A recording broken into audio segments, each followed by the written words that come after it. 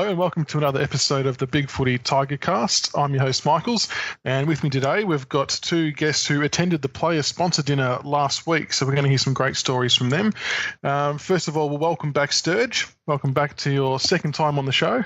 Thanks, Michaels. Thanks for having me back, mate, and thanks everyone for listening. No worries at all. And our second guest tonight has been a BigFooty member since 2009. Welcome to you, Rfctiger74. Thanks, and g'day everyone. And I know we know a bit about your background, Sterge, so we'll skip you and go straight to RFC Tiger. How did you become a Richmond supporter?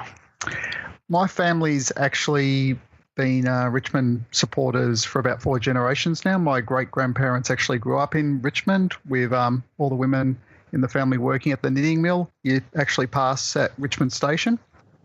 So it's sort of carried through the generations. And Grandma barracked for Richmond, Dad barracked for Richmond, I barracked for Richmond, and now the dog barracks for Richmond. So a lot of Tiger blood in our family. Oh, that's what we like to hear. Got to love the pet membership as well, just doing a Hawthorn, bump the numbers up. Yep. No, she's got her own scarf, so she's definitely a Tiger. Oh, very nice. Okay, we'll start off with the Autopsy Player of the Year vote update. So this is as of round 17.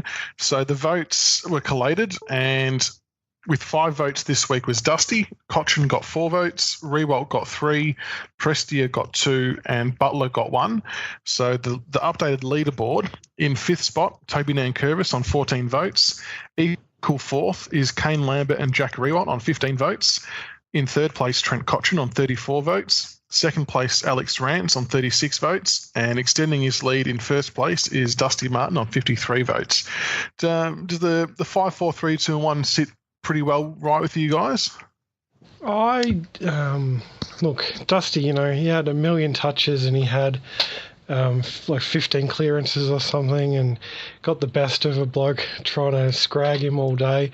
But I posted in the autopsy thread and you look at it, like Brandon Ellis had more effective possessions than him. So, Dusty's good, but, he as weird as it sounds, he could be better.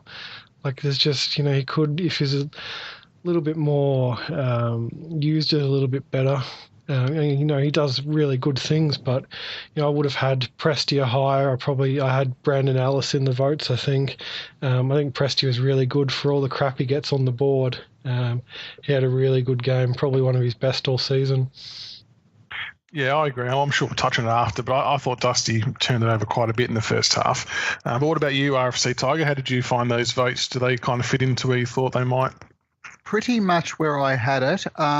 Martin, for me, was a no-brainer. He was, and I was talking with others at halftime, he was almost a non-entity. It was looking like it was going to be one of his worst games of the year. And then at 3/4 time, he just went into beast mode and he completely and utterly dominated. And I think it was something like 15 possessions in that 3rd quarter and no one could stop him. And he completely turned the game around and got us back into the position we're at. Cochrane just continues the great form he's had throughout the year. And contrary to some of the discussion that's been going on over the last couple of days, the Prestia role, yes, it was a tagging role, but Zorko has been destroying clubs throughout the year in a very weak and a consistently losing Brisbane side. You look at the team of the round, Zorko's almost always listed in that team, yet not even rated this week. So I think Prestia definitely deserves some kudos for what was an excellent job and still getting 19 possessions out of it. Yeah, absolutely agree. I mean, to be honest, the only time I really noticed Zorko was when he kicked that goal. Outside of that, I didn't really see him. And the goal was bloody Shane Edwards' fault anyway, wasn't it? You can't even put that goal on Prestia. Yeah. And like as RFC said, Zorko got something like 36 and 4 goals last week. So to keep him to 11 and 1 goal that wasn't Prestia's fault, that was a great day out. I think the 19 possessions is important because it wasn't the, cliche Tony Liberatore sort of tagging role where you get, half a dozen possessions, you contribute nothing to the team, but you're a pure negator. He's gotten 19 possessions. He contributed to the midfield work, yet he completely eliminated Zorko from play. So I thought he had a fantastic day, and hopefully this is not necessarily in this specific role, but we start seeing more of this. And The other element, of course, that a lot of people like, him playing that role allows Miles into the side with the two of them together in a more permanent role moving forward, hopefully. Yeah, we'll definitely touch on it after, but I think it's something we can persist with. We'll move on to the first segment, so the roast and toast. So Rfctiger, we'll start with you. You've been assigned the roast for the week, so who are you going to roast? My roast is a bit of an odd one, which is complacency, because we seem to have this issue at Richmond where whenever we think we're comfortable, we're relaxed, and the win is in the bag or whatever, we take our foot off the gas and we start doing a lot of errors. And it's been a problem this year. And I'm not talking about dropping marks under pressure or missing a goal when you've got someone on your hammer. Just obvious stuff like a kick-to-kick type chest mark, we are dropping them. Of course, that caddy effort in front of goal a couple of weeks ago. It just seems whenever the guys get comfortable, they just lose the plot and have some appalling skills. And then, of course, as the old cliche we've had at the club for a while, the games that we're supposed to win, and this is a good example, we should have been looking at a 5 to 10 goal win quite comfortably. We just seem to struggle to get out of second gear all the time, and I'm not sure what it is down at Richmond, whether it's a cultural thing or whether it's a coaching thing or a player leadership thing, but we just seem to take the foot off the accelerator, and until we hit panic mode, we really struggle to get our act together. Which is really frustrating because in a year that where percentage is at a premium, it's just bizarre that we would do that. And I think we kicked the first goal within the first 30 seconds, and I'm sure all of us were thinking, all right, we're on today. But then what followed was just pretty ordinary football, to be honest. So I think you are right with the complacency. And, the basic areas, like you said, with Jack hitting the post from 25 out, Castagna kicking it into the man on the mark, it's like they're pretty elementary things that just shouldn't happen. And more concerning is approaching finals. If you look at those 3 exits we had, and of course the most notorious one was that bloody Carlton loss, we thought we had it in the bag. We were close to celebrating, and then we sort of cashed our chips way too early, and Carlton took advantage of it. And given how even this season is, where you've basically got 4th all the way down to 14 within points of each other and all still seriously contending for the 8, if we drop 2 games that are must-wins, we can still possibly miss the 8, and then we're back to looking at what the heck happened again. So I really hope it's something the club address, because if we don't want to just be a contender but someone who can do some damage in September, we've got to win these must-wins, and we've got to win them comfortably, but also we can't be coughing up the ball as simply as we are doing at the moment. Yeah, and I suppose the other thing as well is with a youngish team and the change of game plan, I kind of don't mind if the occasional turnover happens from us taking a risk, if it means we're trying to make an attacking move. But like you said, sometimes it was just the sideways kicks and the errant handballs that ultimately cost us goals. So we definitely have to get that out of the game pretty quickly. And Sterge, you're responsible for the toast this week. So who are you toasting? Yeah, so I'm going to toast a bloke for roasting some different blokes. I'm actually going to toast Tom Jonas from Port Adelaide, who penned an article on website aflplayers.com.au, and it's the player's voice, Tom Jonas, and he's talking about the professionalism of the AFL media, and he goes on to make some fair examples of TV commentators interviewing a bloke and calling him by the wrong name because they forgot who they're interviewing, people in the media not doing basic research and knowing how long people have been out on injured and what people have been doing with their careers, that kind of stuff. And we all notice, and it's been brought up on the Richmond board plenty of times, how often do you see a picture in a news article where they got the player's name wrong, or the picture's from 6-7 seasons ago, and it's not even against the same team that they're talking about in the article, or the commentator's just calling flat out the wrong name, and it seems like they don't even realise that they've made a mistake. And you look at sports like the EPL, you get one commentator calls the whole game. You get maybe one bloke for special comments. And then in the AFL, you've got two commentators, 2 or 3 special comments blokes, 1 or 2 blokes on the boundary, and they're all trying to be mates. And, so he's right in a way. The professionalism is just unacceptable because they're too busy giving jobs to their mates and ex-players rather than giving it to the people that are actually going to do a good job. I think I remember watching one game. I reckon it was Luke Darcy. We had the ball in our back line. I think Camden McIntosh made about 3 or 4 really good efforts, and all 4 times he called him Kane Lambert, and no one pulled him up on it. It's like, how can you get that wrong?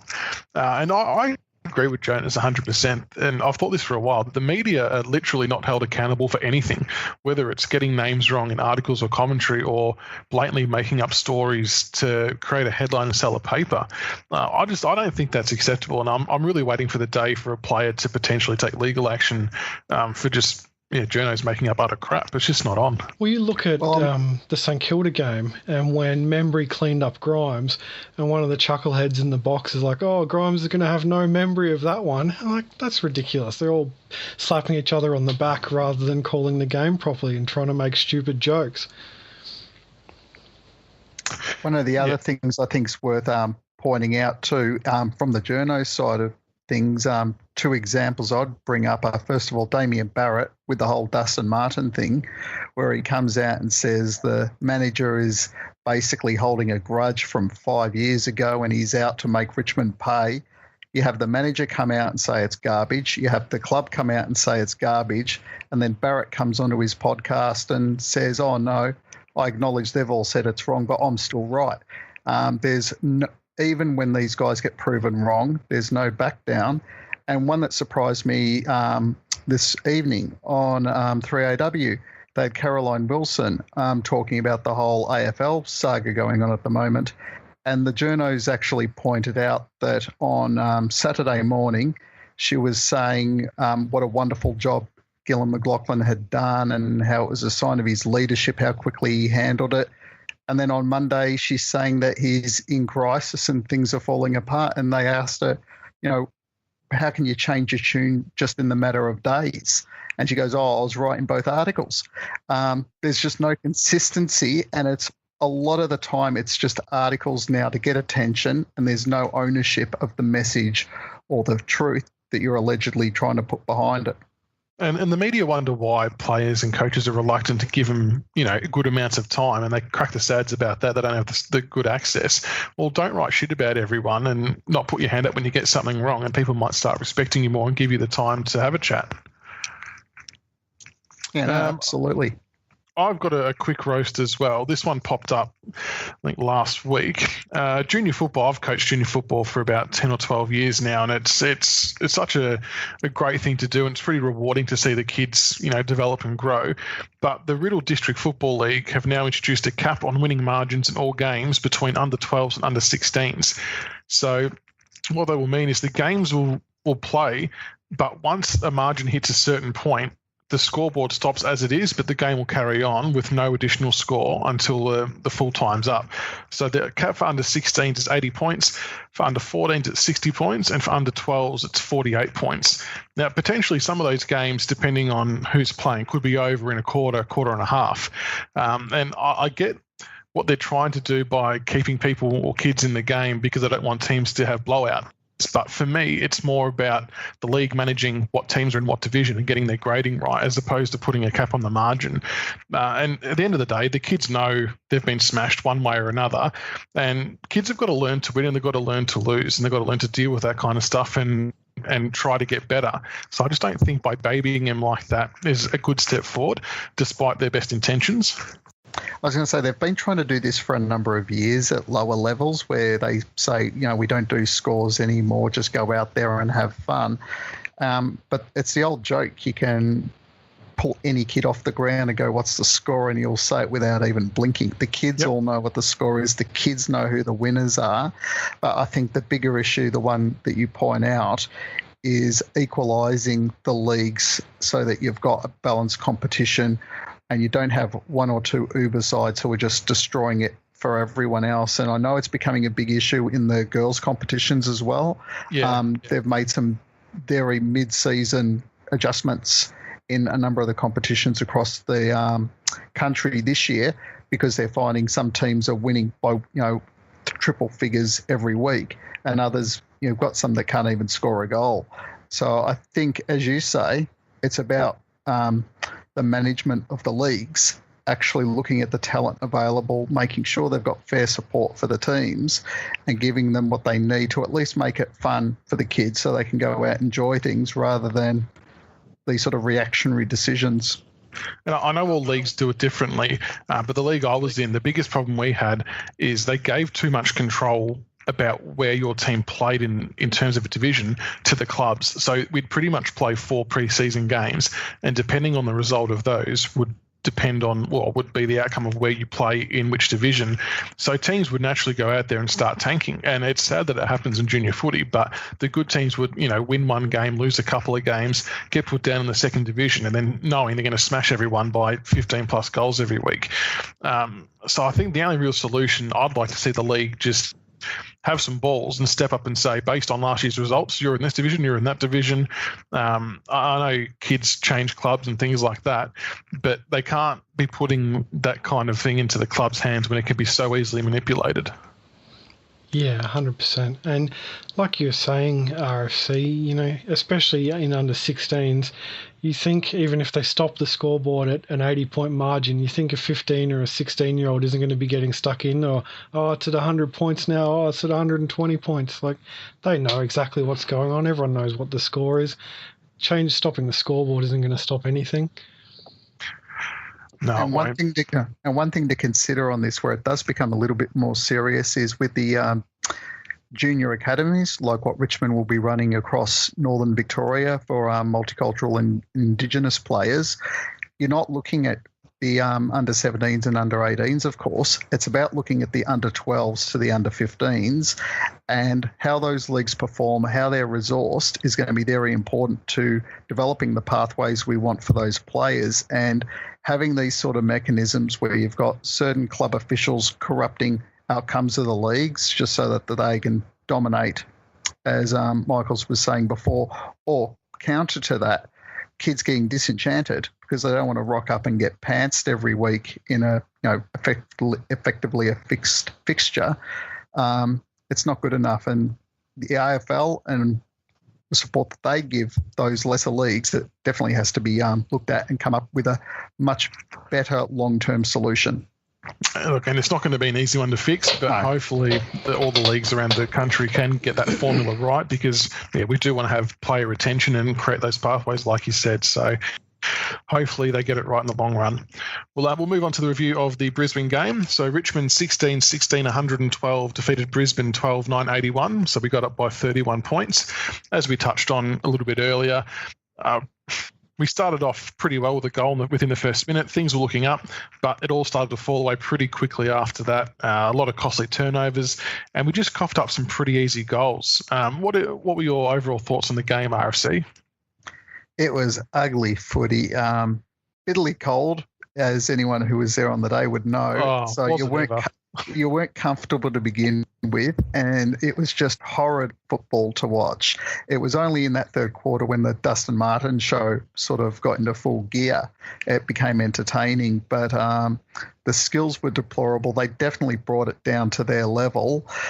That being said, we did what was needed to be done. Our midfield did its job. Prestia stood up, took a very important role, and then you had the lesser lights such as Soldo and Broad, amongst others, who showed that while they weren't standouts, they did their role, they did it effectively, and we may have something there in those two. And we brought in Soldo to play that ruck role, which allowed Nankervis to play up forward a lot more. Did you think that played a big part in, I suppose, the final outcome of the match, and do you think it's sustainable? I think it's worked quite well, because someone actually pointed it out that it allowed Soldo's stats for the first half were actually pretty good, and then he was basically exhausted and fell off the cliff after that. But what it allowed was Nankervis to pretty much stay up forward, do his thing, and then come in. And the big thing that we're all worried about is Nank getting smashed playing 80 to 90% time in the ruck. I'm almost to the point where keeping Soldo in, if he can play that similar role where he just goes in as the battering ram, wears out the opposition ruckman, takes enough of the hits until it is juiced, then you bring in Nank to roll over the top. I think that may be enough while we've got this patchwork second tall arrangement going on to give Nank the, the longevity he needs to last a finals campaign.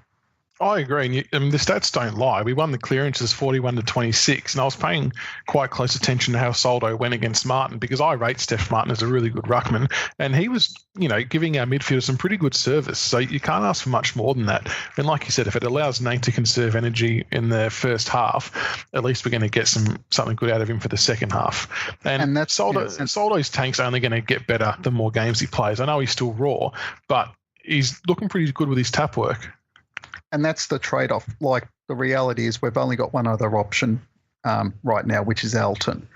Now, Elton's better forward, but he's not as good as Ruck. So for me, the question comes, do we need someone who can play up forward for the majority of the game more? Then we need someone who can absorb that damage in the Ruck. And right now, for me, given how dependent we are upon Nankervis in the Ruck, I'm leaning towards keeping Soldo in that side, just so we can keep Nank doing what he's doing. Yeah, we agree. And Nathan Broad was another player I want to talk about. Sturge, what did you make of Nathan Broad's game? He was all right. Like, I didn't notice him a lot, but, you didn't notice any major mistakes, so it's good that we've got these guys that now can step up from the VFL and, you're not noticing them. You're not going, oh, he's going to be gone again next week because he's no good. They're playing their part, and they're doing a decent job of it. And what about Grimes? How did you see his game after his knock last week? There was a few times I saw him put his body on the line, and he's just one of my favourite players when he does things like that. Oh, look, he's hard as a cat's head, and, RFC would have seen him. He still had a fair shiner on Tuesday night at the dinner, so he does his job. And now that Touchwood he's stopped with the soft tissue injuries, that kind of stuff, we're seeing the best of him. And I think a couple of seasons ago a lot of people would have said that his brother would have been the best one in the family, but by miles now Dylan is by far and away the best Grimes to play AFL. Yeah, definitely agree. And although we did bring in Soldo as the other tall, I don't think we lost too much in terms of our front half pressure with our smalls. How do you think that still played out, RFC? I think it was a bit hit and miss with the smalls. Butler was fantastic. He was back to the form we were seeing a few weeks ago. So it was really good to see him dominate the game the way he did. Castagna... the disposal can be frustrating at times. Some of the errors he was doing where, we were saying you can forgive the run and gun errors, but he's just racking up far too many for me. But you counter that with Rioli, who's the other one who he looked good for me in the first half, but then I barely noticed him in the second half. He just seemed to disappear, and I don't know if it's the fatigue catching up, but I suspect he needs a rest. They were saying a lot on the TV that he looked like he was carrying an injury. He just was missing a yard of pace, and you could see that on the TV. I don't know if you could see it at the ground, but it was definitely obvious that, in short bursts, he could really get up to it. Like there was that one goal he set up where he chased the ball down and dived and tapped it back. Fantastic. He could do that in short bursts, but just throughout the whole game, he didn't look like he was 100%, and I think a lot of them look like that.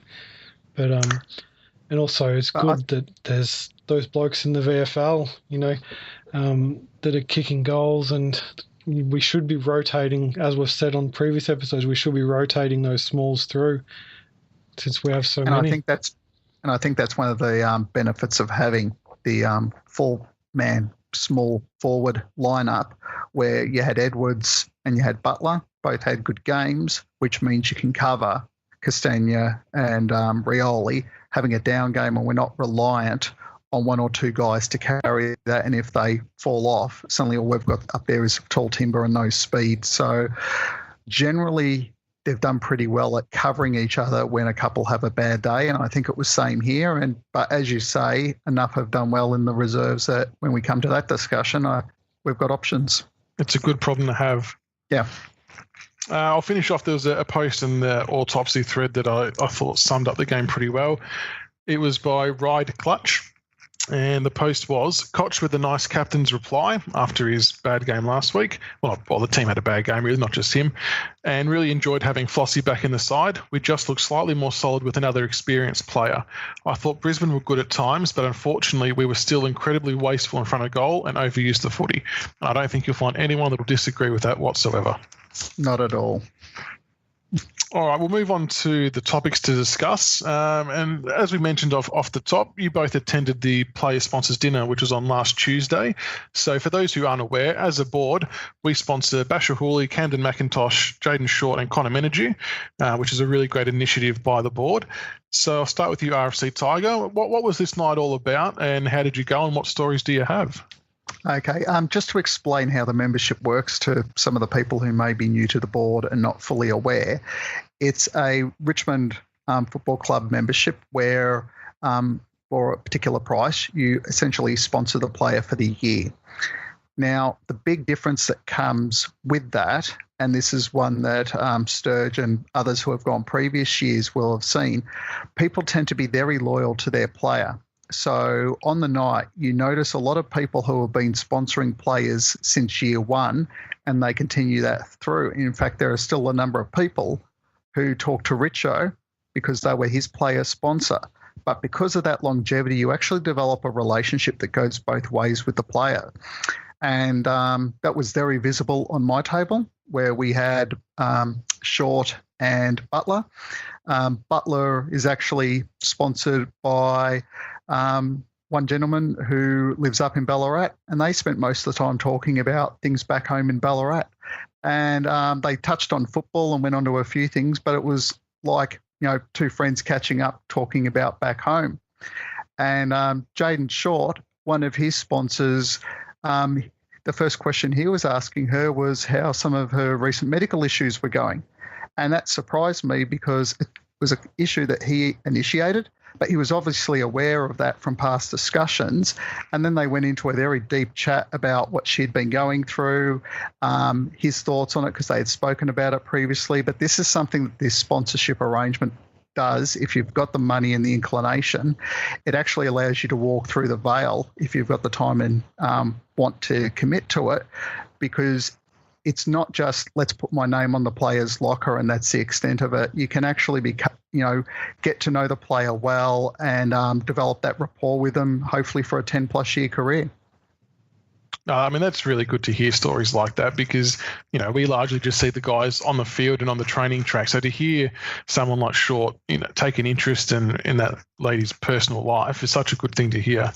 Sturge, what about yourself? How did you go on the night? Who did you speak to? And, just to reiterate what RFC was saying, they had us out in a kind of lobby area having some drinks beforehand, and you saw players were coming out of their own volition and going up to their sponsors and saying g'day and giving them a handshake and a kiss on the cheek, and so it is as you were saying, a relationship being built between the players and the sponsors. Like there was a bloke on our table who I've since found out is a BigFooty member, Downtown 06, who said they were Brett Deledio sponsors for a number of years, obviously until Brett left this season, and now they've moved on to sponsoring some other players. Presti are one of them. But, there are people going, 5, 6, 10 years sponsoring the same player. But in regards to my night, fortunately, Basher Hooley, his wife had a baby girl earlier in the week, so he was unable to make it. And Connor Menagew was ill, along with a number of other players, so he didn't make it as well, which is probably, I'm thinking, why he didn't play on the weekend. So I ended up on a table with Oleg Markov, who is actually a really nice guy, and we all had a chat, and I think unlike RFC, it seemed like my table was a lot of like I had next to me the president of the Past Players Association who sponsored 3 players. We had me from representing BigFooty, and we also had the Cheer Squad's representative on my table. So it was a bit of a different vibe on our table because we had people that were representing a group of people. But Oleg's a really nice guy. We chatted about his interests outside of football. We had a chat about he's got some tattoos on his hand, and he said a few of the guys get down to Jakey King's shop because he gives them a good deal on tattoos. So we had a good chat about that. We had a chat to Josh Caddy, who was talking about his time up forward and what got him over to Richmond, and he was saying he actually enjoys playing up forward. So despite what a lot of people are saying that he was just promised midfield minutes and that's why he came over, he said he actually quite enjoys playing up forward. And then, it's good to just get up close and personal with the players. Before the night, the only times I'd seen kind of a Richmond player was Chris Newman walked past me when I was going to the shop at Punt Road Oval one day. And I used to date Greg Tivendale's cousin, so they were the only Richmond players I'd ever met before Tuesday night. So it was good to get up and have a chat to them. And the way we run it is $50 gets you a share in the in a player sponsorship for the board, and you get that $50 will get you 2 tickets into the prize draws. We raffle off all the prizes, so there's 4 prizes this year. There was a barbecue after training earlier in the season. There's the player sponsor dinner, and there's a tour of the facilities with your player at Punt Road Oval coming up later on, and then there's also a signed jumper that gets mailed out to the winners. So I would really recommend anyone that's got a spare $50, or like RFC was saying, if you've got a lot of spare money, get yourself your own personal player sponsor. But if you don't, get your $50 in and put your tickets in the experiences. Anyone can go down to training and get a jumper signed, but stuff like the player dinner and the tour are really they're not opportunities you can get anywhere else. That sounds fantastic. And one reminder with that, one of the things that Chief does, which is fantastic at BigFooty, is if you do the $50, you get an upgrade. It's the $100 one. You get an upgrade on your BigFooty account. You go to platinum. Yeah, you get a gold for 50. A gold account for 50 and a platinum for 100. And the best part of that is it takes off the spam filter, which is an absolute pain in the ass. Yep, all the ads go. So it's one that even if you just want to get rid of the ads, it's a cheap way of giving to the club and getting rid of all those troublesome ads. So I highly recommend it. And you get a shiny badge as well. We should also thank Chief. You do get the badges, but BigFooty put in $200 for every club to help them with their player sponsors as well. So absolutely. Oh, that's really good to hear about that. And I think I posted in the thread the other week that I'll definitely be jumping on board next year. It's a great way to help contribute towards the club and a good way to support a player. And I think the players that we're looking after are all pretty worthy of our support, and they're all having pretty good years thus far. Yeah, and it's good that we've sponsored the same. We've sponsored Basher Hooley since he's came to the club. And we tend to keep the same players for their stay at the club, so they know what BigFooty is, and they know what the deal is with the people coming to the things, and they're generally interested in hearing about how, and even Oleg Markov, we were talking to him because we went around the table and said, how do you guys sponsor this person? How long have you sponsored them for? And even he was interested in hearing about, that a group of people off the internet that don't know anyone, that don't know each other, have come together to sponsor 4 players between them. It's a really good community we've got going. Did you happen just to slip in there that he could come onto a podcast recording at some stage? I'm sure we'd probably get in trouble if we tried that. No, that's really great to hear that experience, guys. And yeah, we definitely encourage everyone to jump on board next year, because the more money we put in, I suppose the more players we can sponsor.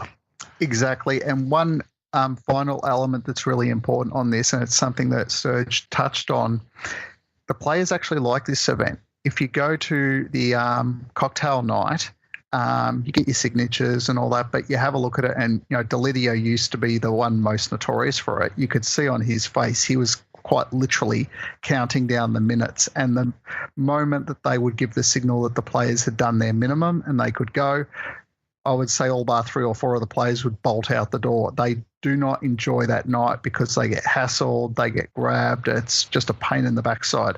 They actually like the player sponsor nights because, yes, they have to engage with the fandom and they have to do all that, but it's done in a much more respectful way. There is that relationship and it's got a bit of give and take. So it's a fantastic night for any fan of the Tigers. That's a great insight, fellas. Thank you so much for that. We'll push on to the VFL update, and we're having a pretty good year down at the VFL. So Richmond defeated Werribee on the weekend by 102 points, which I was quite surprised at, given that they were only one spot lowest on the ladder. But that gives us 5 wins in a row and puts us up in the 4th spot. The Richmond listed goal kickers, we had Bolton with 5, Lennon with 4, Elton, Stengel, Griffiths and Townsend with 2, and Moore with 1. And the Richmond listed best players were Hunt, Markov, Townsend and Corey Ellis. Obviously, Bolton's put his hand up to come back into the side after kicking 5 goals. I watched the highlight package yesterday, and he just looks a class above VFL level. And if Rioli is carrying that injury, do we think that Bolton should be just that direct swap? I think that's a no-brainer for me. Bolton, everyone, you saw it once he settled very quickly. His spots in the AFL now outside of those maintenance sessions back in the VFL to get his composure and his tank back. I missed the game, but it sounded like he just had a day in the park. Yeah, he was unbelievable. And it was also good to see Ben Griffiths come back. And he was only scheduled to play a half, but in that half he still managed to kick 2 goals. He was crashing packs, didn't show any sign of holding back, which is good for his confidence. So hopefully we'll see him string together another couple of good performances before he potentially makes his way back into the senior side. But Todd Elton also had a good game too, kicking 2 goals as well. And look, we know that he's copped a bit of crap on the board, but for me, when he was in the senior side, okay, he wasn't kicking goals, but outside of that, he was probably doing his job pretty well. He was competing, creating contests, bringing the ball to ground if he couldn't mark it. So it's just good to see 2 big men having a bit of competition now for that potential spot in the side if we don't opt to go with Soldo, but I think we will stick with Soldo for the time being. Yep, agreed. And the VFL boys are... Oh, sorry, go on. So I think as long as that second forward isn't kicking goals, you're better off going with the better ruckman out of the lot. But we really, really need a second forward that can put in 1 or 2, even 3 goals a game, and then ruck, 30-40% of the time. But if they're not going to kick goals, then we are better off, like you said, going with Soldo, who's going to be a better ruck option. Yeah, definitely. I think it's just always going to be purely based on form. So if one of them kicks 3 or 4 in the VFL, maybe bring them in while their confidence is up and hope that they can carry it on. And the other one that I still think can play that second forward role is Lennon. I know there's a bit of doubt on his work rate, but from a marking and skill point of view, I think he fits it quite well and kind of a similar to Jack Gunston role. Very good overheads, got a long kick and knows where the goals are, but he just needs to get, I suppose, a bit of fitness back from after being injured. But he'd be another one that could be putting his hand up soon as well. Yeah, the only problem with that is he doesn't offer anything in the ruck. He'd be more a third tall forward if we were going to go back to that when we used to play Vickery, Griff and Jack in the same team. That's exactly what I was about to say. It's almost like that Brett Delidio role we were sort of moving Lids into last season when it was, his days in the midfield were coming to an end, where he can play that third leading tall, so to speak. The worry that I have, and he's definitely showing a lot at VFL, and he also had a great day looking at the stats and the write-up on the board. The worry I have is he just doesn't have the pace. And when our forward line and attack is all built around speed and pace, whether he can lead enough and get enough goals and put enough forward defensive pressure in to make up for that lack of speed. Yeah, and that's the thing. It definitely couldn't be at the expense of one of the smalls, so that's where I suppose that it becomes a bit of a tricky situation for him. Yeah, well, most people, I think, if you look on the board at the moment, it's almost common to see Rioli and George for Lennon and Bolt, but that's got that big question over speed then. Yeah, we definitely would lose a bit of that frontal pressure in our forward half, which has been kind of our trademark for the year. So it's going to be interesting to see what they do at the selection table. But the VFL boys are playing Collingwood this week, 10:20 a.m. at Punt Road on Sunday. So definitely get down and take a look before the main game. They're in red-hot form and hopefully on their way to a final series, which would be really nice. We'll move on to the preview of the GWS game. A massive game for both teams, naturally. GWS is sitting third, and we're only one game in percentage behind them in fifth spot on the ladder. And this is GWS's only home and away game at the MCG this season, which is quite staggering, really, given they have to play their fair share in Melbourne. And hopefully that's some kind of advantage for us. But despite beating Sydney in most major stats last week, they smashed them in clearances inside 50s contested possession. They still lost by 13 points, so I think it's pretty safe to say they're going to be keen to bounce back. Sturge, what are your thoughts on the game? Well, from what I've read today, they got a few key outs, like Jeremy Cameron, Toby Green's apparently no good. So that could work for us. And, the couple of the GWS blokes have been complaining in their preview that their depth is being tested and they don't have anyone to come in, but that's complete rubbish. They got 300 first round picks. There's no way their depth is being tested by having a couple of outs. So but those are some key outs. Cameron, Green, Green is one of the best small forwards in the competition this year, and he just for the niggle he provides and proves to be a real hassle. And so I think those key outs could help us a lot. And like you said, the fact that they don't play a lot at the MCG and they've never beaten us at the MCG, so fingers crossed, because these are the games we need to win if we want to not only finish in finals but finish in a decent position in finals. Agree. And Rfctiger, your thoughts on the game? On paper, this one terrifies me because, in particular, you mentioned their on-field brigade. You look at that midfield, and it's a blue ribbon midfield, assuming they get over, there are no further injury scares, where you go, okay, we'll get rid of Ward, and then you've got Whitfield, and you've got Green, and the list goes on. You've got Dylan Shield playing down in a forward pocket, for God's sake. Listed down there, I should say. They are deep and they run hard, and it's almost like the list has been designed by the AFL to win a grand final, strangely enough.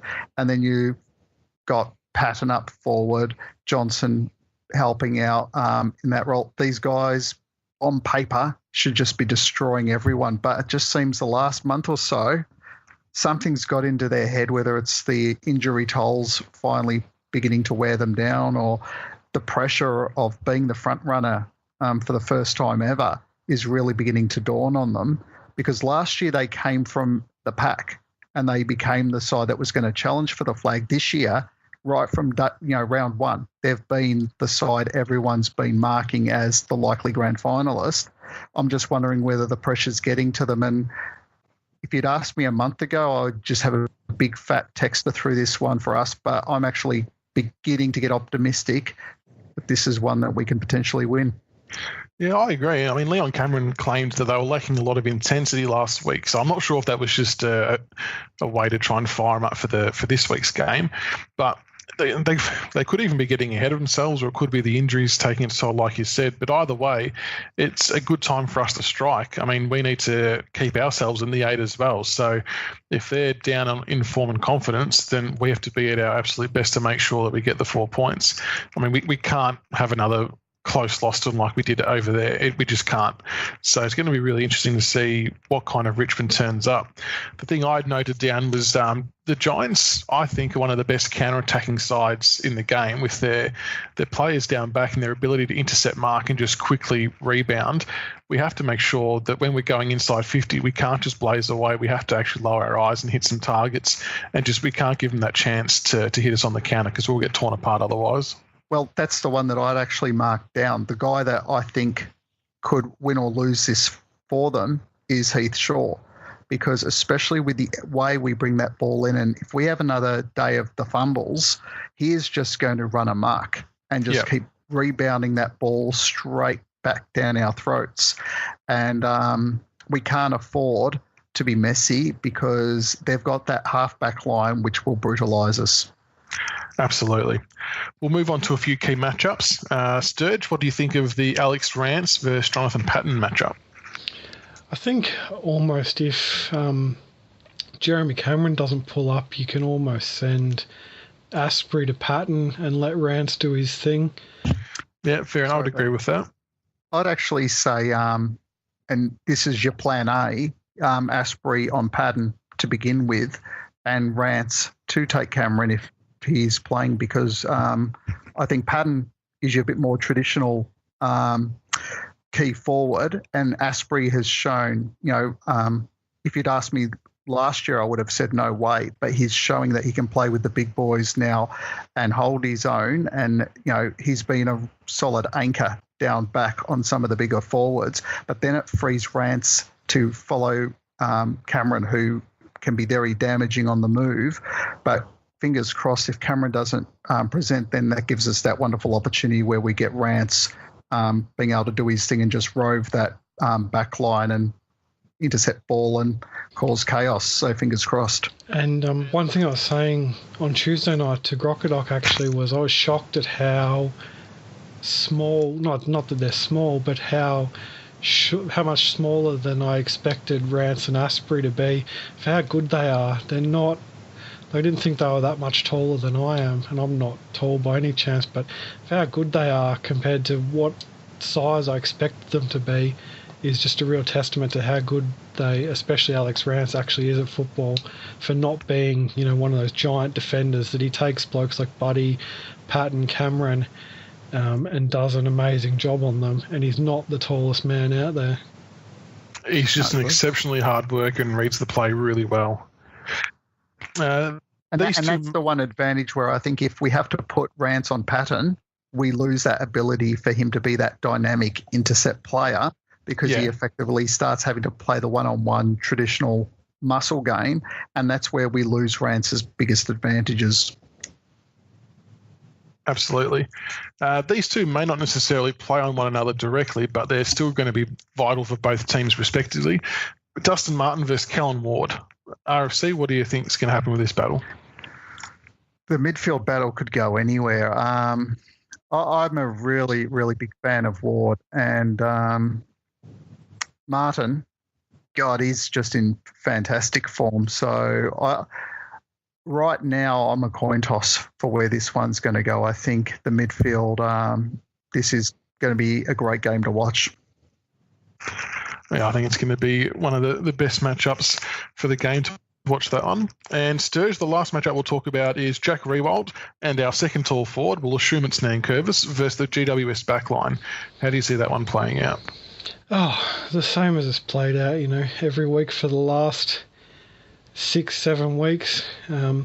As long as we lower our eyes and be sensible, and it sound like a broken record almost, because I swear I said the exact same thing last time I was on, but we need to be smarter coming into the forward 50. It's, it doesn't matter how well Jack's playing or how well a second tall's playing if we're just bombing it on top of their head and letting blokes like Heath Shaw mop up and rebound.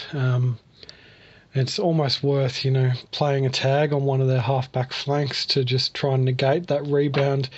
Or, we need to really have our small forwards on fire, and that's why I think, Rioli needs a rest and bring in someone that's fresh, just to keep that speed up in that back line, in the forward line, to try and lock the ball in there for extended periods, really put them under pressure.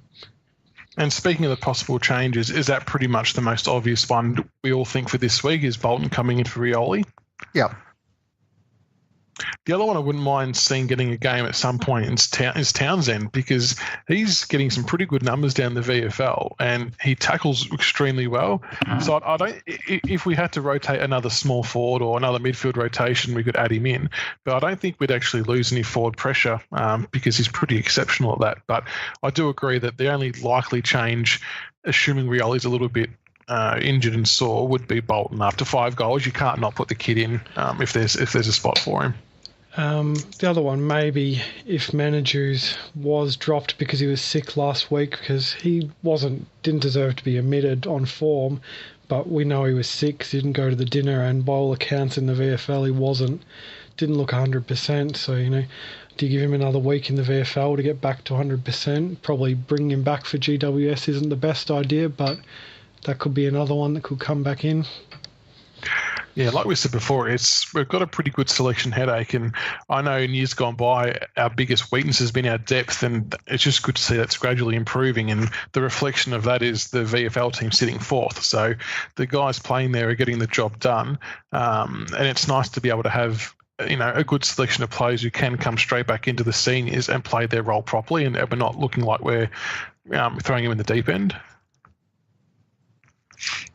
It will be a big game for them because, to be blunt, outside of the Adelaide game, this is going to be probably the biggest contest we're going to face until the Geelong game down at Cat Park. It's going to be a real measure of just how competitive we can be in September. Yeah, it's going to be. It's almost season defining. I know we say that pretty much every week, but it's going to really give us a good indication of where we're at and how much we have bounced back and learnt from that St Kilda game a couple of weeks ago. I just don't want to see us come into round 23 against St Kilda needing to win to make finals and having the demons of a 10-goal loss kind of in the back of their minds. No, we want to be well and truly locked into the 8 before we get to that for sure. And in terms of a prediction, what are you both thinking with margin? Oh, it won't be like last time. It won't be a massive margin. Head probably says GWS by a couple of goals, but heart always says Richmond by a couple of goals. I get the feeling this is one where I'll be having my head in my hands and making sure I've got my 4th quarter beer, and I wouldn't be surprised if there's a kick in it with 2 minutes to go. I think it's going to be a very close game. Yeah, it's hard to go past it being a couple of kicks either side, so it does promise to be a very good contest. Just a reminder to everyone that the game is on Sunday at 1:10 at the MCG, and we're live on Foxtel from 1 o'clock. There's free general admission tickets available for children under 15 years, which is a great concept. And I think, as you said earlier on, Sterge, in our PM, that because it's a Sunday game, hopefully people get to go back onto the ground and have a kick again this week. Yes, I think it's an every Sunday thing, but don't quote me on that. You might have to look into it. Either way, it promises to be a big game. And as we said earlier, make sure you do get down to the VFL game at Punt Road at 10:20 in the morning if you can get there and cheer on the boys. So Sterge, Rfctiger, thank you for coming onto the show, guys. Really appreciate it. Thanks for the invite. No worries at all. Until next time, go Tigers.